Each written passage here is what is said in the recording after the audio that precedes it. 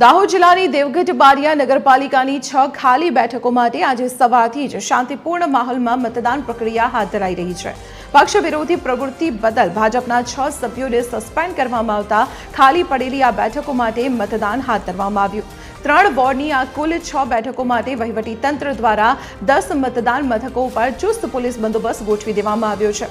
Ward number 1ની એક બેઠક પર ભાજપ, કોંગ્રેસ અને અપક્ષ એમ ત્રણેય પક્ષો વચ્ચે ત્રિપાંખીયો જંગ છે, જ્યારે વોર્ડ નંબર 4ની 2 બેઠકો પર ભાજપ અને આમ આદમી પાર્ટીના ઉમેદવારો વચ્ચે સીધો અને રસાકસી ભર્યો મુકાબલો છે। તો નગરપાલિકાના કુલ 7,406 મતદારો પોતાના મતાધિકારનો ઉપયોગ કરીને ઉમેદવારોનું ભાવિ નક્કી કરશે।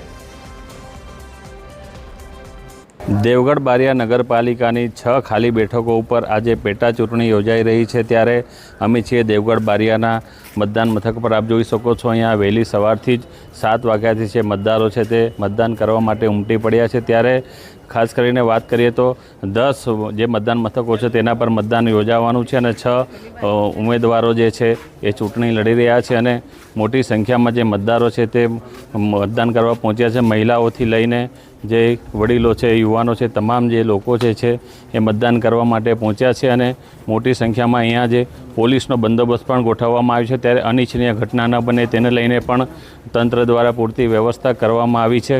ખાસ કરીને દેવગઢ બારિયાનું જો રાજકારણની વાત કરીએ તો જે ભાજપની જે 13 બેઠકો પર જે અગાઉ જે ચૂંટણી યોજાઈ હતી તેમાં ભાજપને બહુ સત્તા મળી હતી, પરંતુ 6 જે બેઠકો પર ભાજપના જે લોકો છે જે બળવો કરતા જે 6 બેઠકો ખાલી પડી હતી, ત્યારે આજે જેની ચૂંટણી યોજાઈ રહી છે ત્યારે હવે આવનાર સમયમાં પરિણામ પર તમામ લોકોની નજર છે।